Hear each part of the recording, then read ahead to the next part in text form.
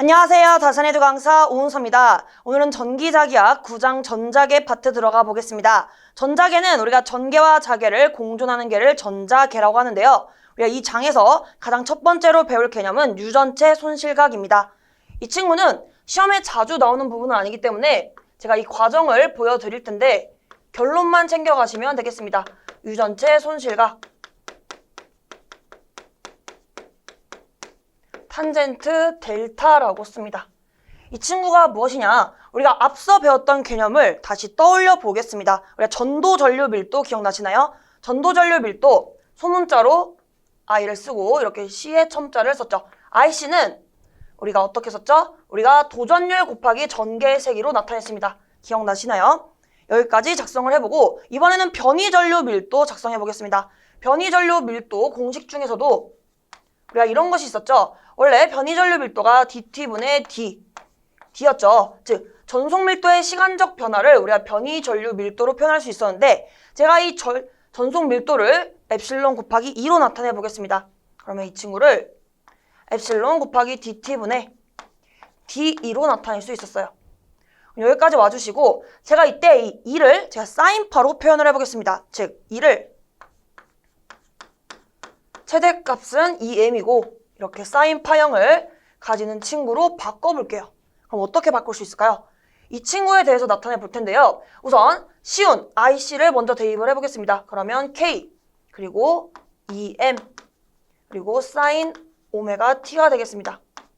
그럼 이 친구는 어떻게 되죠? 우리가 dt분의 d라는 것은 이를 t에 대해서 미분하라는 겁니다. 이 부분 모르셔도 되는데 가정만 참고를 해주세요.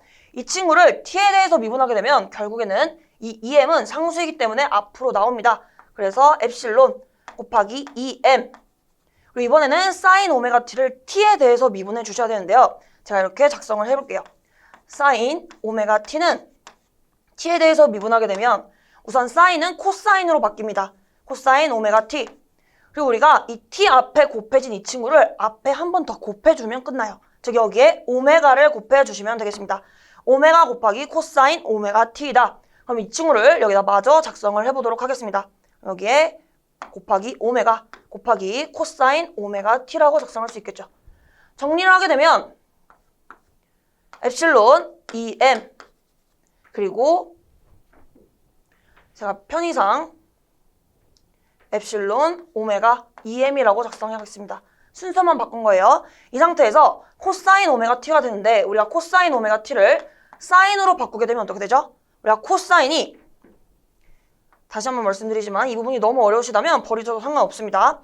코사인 그래프를 제가 편의상 이렇게 그려볼게요. 코사인이 되겠고 사인 그래프는 어떻게 되죠? 사인은 우리가 원점을 지납니다. 즉 이러한 식으로 그려져요. 그래서 사인의 출발점을 여기로 본다면 코사인은 어디죠? 코사인은 사실상 사인보다 이렇게 90도 앞섭니다. 즉 이 왼쪽에 있는 것이 빠른 거예요. 그래서 여기가 마이너스 90도가 되는데 우리가 크기 이 차이만 따지게 되면 이 노란 색깔보다 이 하얀 색깔 이 코사인의 출발점이 90도 빠르기 때문에 우리는 코사인을 사인으로 바꿀 때 항상 이렇게 바꿔주시면 됩니다. 엡실론 오메가 2m 사인 코사인은 사인보다 90도 빠르다. 그래서 이렇게 플러스 90도만 해주시면 돼요. 여기까지 하셨으면 다 하셨습니다. 이제 이 친구들을 이제 다시 사인파가 아니라 제가 극형식으로 표현을 해볼게요. 어떻게 표현할 거냐면 이 친구는 결국에는 K 2의 위상은 0도인 친구가 되고요. 이 친구는 제가 이 최대값이 아니라 그냥 2라고 표현을 하겠습니다. 그러면 엡실론 오메가 2가 크기가 되겠고 각도는 90도가 되는 것이죠. 여기까지 하셨으면 정말 다 하셨습니다. 이때 유전체 손실각 탄젠트 델타의 정의는요. 우리가 IC를 ID로 나눠주시면 돼요. 즉 전도전류 밀도를 변이전류 밀도로 나눠주시면 돼요. 대입을 해보겠습니다. 그러면 K2 그리고 분모는 오메가 엡실론 오메가 2가 되는 것이죠. 제가 이 위상은 생략을 하도록 하겠습니다. 그럼 이 상태에서 2랑 2가 약분이 되죠. 그럼 여기 오메가를 각주파수를 제가 2파이 f로 바꿔보겠습니다. 그러면 탄젠트 델타는 엡실론 제가 2파이 F를 먼저 적겠습니다. 그러면 2파이 F 엡실론분의 K로 나타낼 수 있더라. 이것이 결론입니다. 우리는 이것만 알고 있으면 돼요.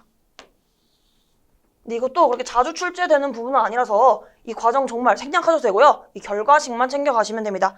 그래서 이어서 배울 임계 주파수라는 개념이 이 탄젠트 델타와 연관이 되는데요. 그래서 제가 바로 이어서 설명을 드리면 임계 주파수란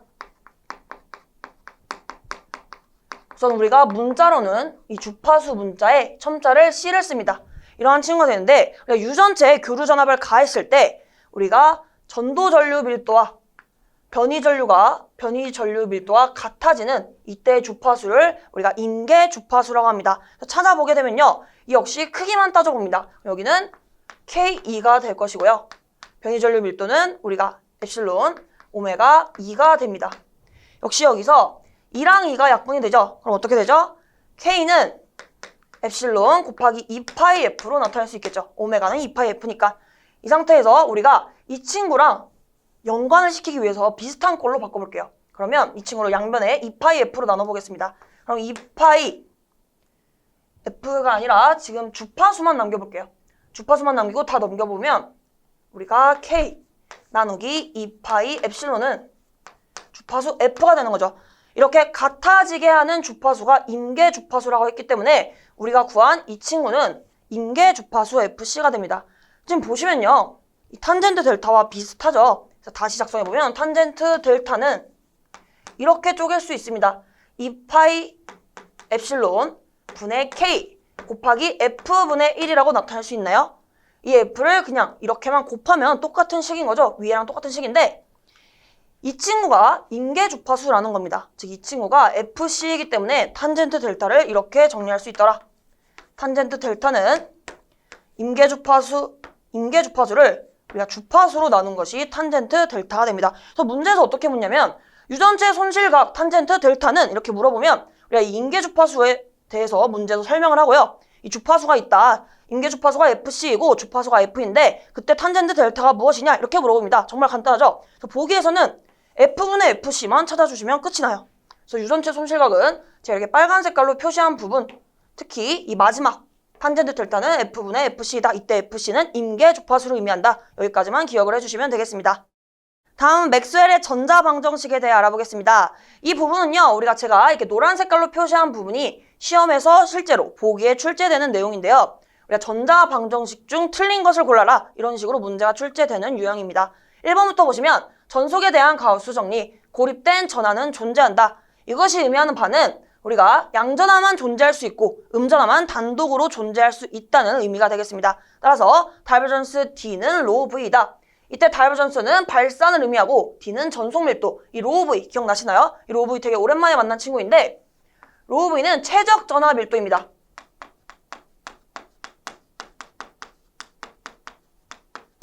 그래서 우리가 전하량을 최적으로 나누면 최적 전하 밀도 로우 B가 되는 거죠. 그래서 우리가 단위로는 클롱퍼 세제곱미터가 되겠습니다. 오랜만에 복습을 해보고 이렇게 다이버전스 D는 로우 V다. 이게 오답으로 어떻게 출제가 되냐면 이 아래에 있는 이 자속에 대한 가우스 정리와 비슷하기 때문에 다이버전스 D는 0이다. 이런 식으로 틀린 보기로 출제가 되고 있습니다. 그래서 주의를 해주시고 여기는 로우 V가 와야 된다. 두 번째, 자속에 대한 가우스 정리, 고립된 자극은 존재할 수 없다. 우리가 전속이랑 다르게 여기는 전하는 존재하는데 여기는 고립된 자극은 존재할 수 없다. 비교해서 잘 기억을 해주셔야 되고 이게 무슨 말이냐? 우리가 자극이 이렇게 있다고 했을 때 여기가 N극이고 여기가 S극이 되죠. 제가 그래서 이 N극만 갖고 싶어서 이렇게 N극을 자른다고 해도 제가 N극만 가질 수 있나요? 단독으로 N극 그리고 단독으로 S극을 가질 수 없습니다. 왜냐하면 이렇게 자르게 되더라도 이 자른 부분이 제가 이렇게 위에다 그리게 되면 N극이 나올 것 같지만 다시 또 N극과 S극으로 나뉩니다. 이 친구를 다시 쪼갠다 하더라도 역시 이 부분은 역시 N극과 S극으로 나뉘어. 이렇게. 여기가 N극, 여기가 S극으로 나뉜다. 즉 고립된 자극은 존재할 수 없다. 이것을 우리가 수식으로 표현하면 다이버전스 B는 0이다. 이런 식으로 이 자속 밀도에 대해서 발산한 것이 0이다. 이렇게 나오고 있습니다. 노란 색깔로 표시한 부분은 반드시 기억을 해주시길 바랍니다. 세 번째, 패러데이 법칙. 자개의 시간적 변화에 따라 전개의 회전이 발생한다. 여기 보시면 보기에는 여기까지는 출제가 되고 있습니다. 그런데 이 이후로는 사실상 자속밀도 B는 mu H이기 때문에 쉽게 유도할 수 있겠죠. 그래서 우리는 여기까지 기억을 하도록 하겠습니다. 해석을 해보면 자개의 시간적 변화, 즉 dt분의 dB를 말하는 거고요. 여기서 전개의 회전이 발생한다. 로테이션 E를 의미하겠습니다. 이것이 패러데이 법칙이 되겠고요. 네 번째, 앙페르의 주회적분 법칙. 전도전류와 변이전류는 회전자개를 발생시킨다. 보시면 전도전류는 IC가 되고 정확히는 전도전류 밀도가 되겠죠. 그리고 ID는 변이전류 밀도 이렇게 작성할 수 있고 보기는 보통 여기까지 출제가 되고 있습니다. 근데 우리는 어차피 이 전도전류 밀도와 변이전류 밀도의 각각의 식을 알고 있기 때문에 역시 이렇게 넘어가는 것은 어렵지 않을 것입니다. 지금 보시면 회전자개를 발생시킨다. 즉 로테이션 H가 되는 것이죠. 여기 보시면 이 KE가 전도전류 밀도가 되겠고 엡실론 dt분의 dE 이거 변이전류 밀도이죠. 그래 변이전류 밀도 복습을 해보면 전속밀도의 시간적 변화입니다. 이때 전속밀도를 엡실론 그리고 E로 바꿀 수 있죠. 그래서 우리가 이런 식으로도 변이전류 밀도를 나타낼 수 있더라. 그래서 여기에 우측에 있는 식은 변이전류 밀도를 나타내는 식이 되겠습니다. 이렇게 노란 색깔 부분 잘 챙겨가 주시면 되겠습니다. 다음은 전자파에 관한 설명입니다. 전자파의 특징을 보면 전개 EX, 즉 전파와 잡파는 서로 90도로 직교하며 같은 위상, 동상으로 진행한다. 전파와 잡파는 항상 공존하기 때문에 전자파라 한다. 즉 전파, 잡파를 말하는 것이죠. 1번부터 보시면 전개와 자개는 공존하며 서로 수직하며 진동한다. 이 진동한다는 의미는요. 우선 전파를 보시면 이렇게 위아래로 진동하면서 진행은 Z축 방향으로 가고 있어요. 그쵸? 그리고 잡파를 보시면 이번에는 이렇게 진동을 하면서 진행은 이쪽으로 하고 있죠. 이것을 의미하는 것이 이 진동한다가 되겠고 이 서로 수직한다는 것은 지금 이 그림을 입체적으로 봐주셔야 됩니다. 즉 이 전파와 잡파가 이 수직 관계라는 것이 돼요. 여기도 마찬가지로 전파와 잡파가 수직이다. 여기도 다 이렇게 수직 관계가 되는 것이죠.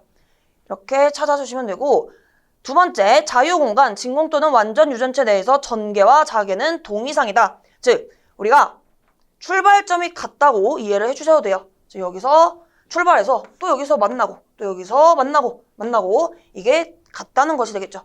동이상이다. 이런 보기도 있기 때문에 이것도 기억을 합니다. 그리고 세 번째, 전개는 EX 성분만 존재하고 자개는 HY 성분만 존재한다. 이것도 참고해 주시고 네 번째, 전자파의 전달 방향은 E 크로스 H로 Z축 방향이다.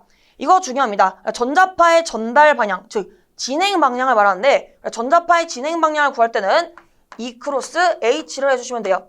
이때 크로스는 우리가 외적을 말합니다. 외적은 순서가 중요하죠. 순서가 바뀌면 값이 바뀝니다. 크기는 같지만 방향이 아예 반대가 되기 때문에 우리가 전자파의 진행 방향은 E에서 H를 이렇게 외적을 해주셔야 됩니다. E 크로스 H. 한번 그럼 진행 방향이 지금 우리가 Z축인 건 그림으로 알고 있어요. 그래서 진짜 Z축이 나오는지 한번 확인을 해보도록 하겠습니다. E에서 H로 내 손가락을 쓸어주시면 이 엄지손가락이 가리키는 방향이 Z축 방향, 즉 그것이 나와야 되는 거죠. 한번 테스트를 해보겠습니다. 우선 가장 쉬운 이 부분 볼게요. 이 친구가 전파가 되고요. 그리고 잡파가 이렇게 되고 있죠. 그럼 우리가 E에서 H로 내 손가락을 쓸어주시면 엄지손가락이 이렇게 쓸어주시면 이 방향으로 Z축 방향으로 진행하는 것을 알 수 있겠습니다. 그래서 우리 앞으로 전자파의 진행 방향은 E 크로스 H로 확인을 한다. 여기까지 기억을 해주시면 되겠습니다. 다음은 전파 속도 V에 대해서 알아보겠습니다. 전자파 속도라고도 할 수 있는 이 V는 우리가 공식이 중요합니다. 루트 엡실론 뮤분의 1이다. 이 공식만 알고 있어도 굉장히 문제를 쉽게 풀 수 있기 때문에 반드시 기억을 해주시기 바랍니다. 이 친구를 좀 더 변형을 해보면요.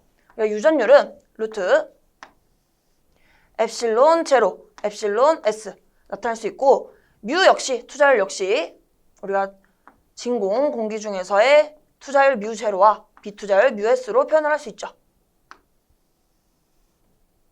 그래서 이 해당 공식만 암기를 해주시면 여기까지 유도하는 것은 쉽습니다.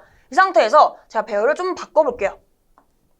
그러면 루트 엡실론 제로 뮤 제로분의 1 곱하기 루트 엡실론 S 뮤 S분의 1로 바꿀 수 있나요?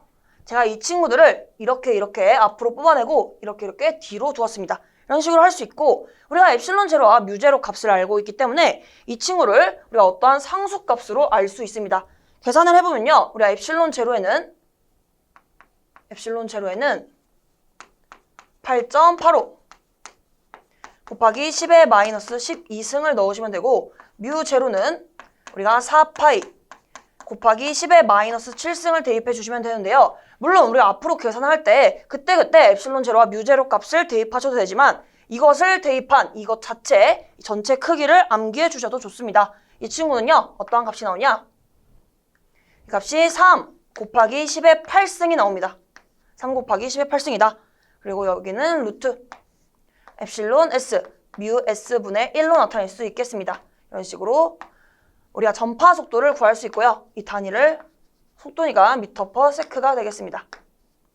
그래서 제가 이 루트 엡실론 제로 뮤 제로분의 1을 어떻게 표현을 하냐면, 이 친구는 우리가 진공 공기 중에서의 전자파 속도라고 해서 정리를 하면 루트 엡실론 제로 뮤 제로분의 1은 우리가 사실상 빛의 속도와 같습니다. 광속이라고 표현을 해요. 그래서 이 친구를 우리가 상수로 3 곱하기 10의 8승인 것도 기억을 해주시고, 이것이 빛의 속도, 즉 광속을 의미하더라. 여기까지 해주시면 전파 속도에 관한 것은 다 했고요. 이어서 고유 임피던스 보겠습니다. 고유 임피던스 시험에 정말 잘 나옵니다. 정말 간단하게 잘 나오기 때문에 이건 반드시 기억을 해주셔야 됩니다. 고유 임피던스는 이 파트 중에서 이 고유 임피던스가 잘 나오는 편인데요. 우리가 G0라고 작성을 하겠습니다. 물론 임피던스 G만 쓰셔도 상관없고, 이 문자는 사실상 의미가 없습니다. 쓰기 나름이기 때문에 제가 고유 임피던스의 설명을 드리면, G0는 우리가 전파를 자파로 나눈 것입니다. 전파를 자파로 나눈 것이다. 그래서 이 친구가 어떠한 값이 나오냐면 루트 엡실론분의 뮤가 되겠습니다. 뭔가 이렇게 유전율과 2가 비슷하게 생겼죠. 그래서 이게 이렇게 아래로 오더라, 분모에 오더라, 이렇게 기억을 해주시면 좋고요. 우리가 이 해당 공식, 여기까지는 암기가 힘드실 수 있어요. 힘들 수 있어도 여기까지는 반드시 암기를 꼭 해주시길 바랍니다. 물론 다 해주시는 게 가장 좋겠죠. 이렇게 해주시고, 역시 이 친구 역시 이렇게 바꿔보겠습니다. 엡실론 제로, 뮤 제로를 이용해서 표현을 해보면 루트, 여기는 엡실론 제로, 엡실론 S 분의, 여기가 뮤 제로, 뮤 S가 되는 것이죠. 그래서 마찬가지로 제가 이 친구들만 따로 앞으로 빼내겠습니다. 이렇게 제로들끼리 앞으로 빼내볼게요. 그러면 G0는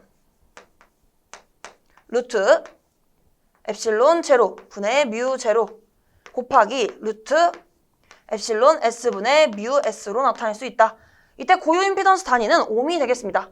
단위는 여기다가 작성을 할게요.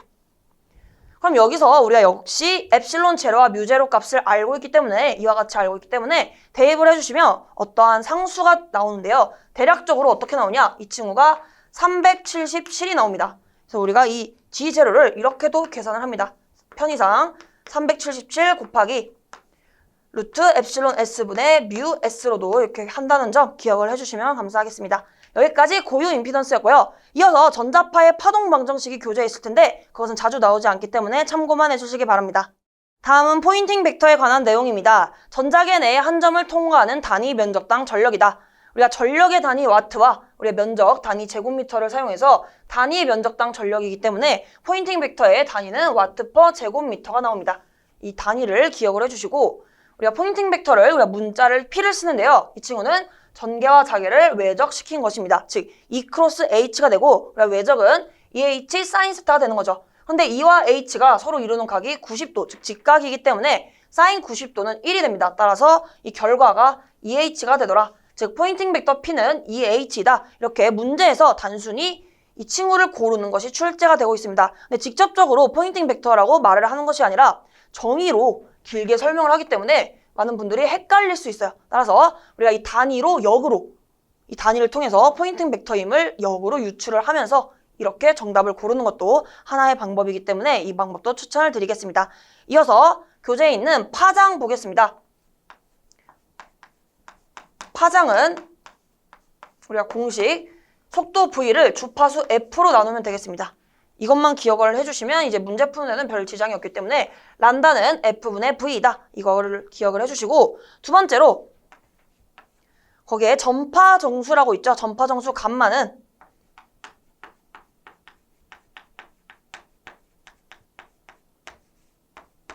알파 플러스 J 베타라고 적혀 있는데요. 이때 알파는 감쇄 정수, 베타는 위상 정수라고 하고 우리가 기출 문제에서는 전파 정수의 이런 형태를 찾는 것으로 출제가 되고 있기 때문에 이 형태를 눈여겨봐 주시면 감사하겠습니다. 여기까지 전기자기학 모든 강의가 끝났습니다. 완강까지 달려오신 분들 정말 수고 많으셨습니다. 중간에 힘든 과정도 있으셨을 텐데 정말 잘 버티셨고 잘 해내셨고 앞으로도 잘 해내실 거라고 믿습니다. 우리가 이론 과정이 1회독이 끝났는데 당연히 중간중간에 빈틈이 있으실 거예요. 100%로 처음부터 다 이해하시는 것 자체가 원래 어렵습니다. 하지만 그럼에도 이론을 1회독 하셨다면 이제는 기출로 넘어갈 타이밍입니다. 100%안 하셨더라도 과감하게 기출로 넘어가셔서 기출에서 내가 부족했던 부분을 역으로 보충해 나가는 과정을 겪으셨으면 좋겠습니다. 그럼 저는 여기서 인사드리겠습니다. 지금까지 다산에도 강사 오은서였습니다. 감사합니다.